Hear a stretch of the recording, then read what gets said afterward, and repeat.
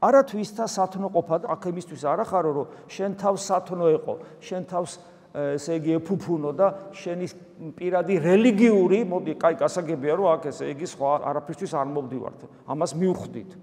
რომ აქ იმიტომ არ მოვდივართ, რომ მე ამის გარეთ ცხოვრება მოვიწყოთ.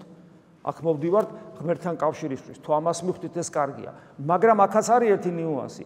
პირადი რელიგიური კომფორტისთვის არ მოვდივარ. ეხლა მე ოღონდ ღმერთთან ვიყოდა, მშვიდად ვიყოდა. ნახეთ რა საოცარია.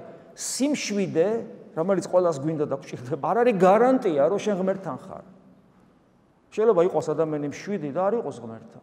მიუხედავად იმისა, რომ სიმშვიდე საფრთხეთვისება ისწავლეთ შემგან მშვიდ ვარ, მაგრამ აგრძელებს დაბალგული და სიმშვიდე სიმდაბლის გარეშე მატყუარა.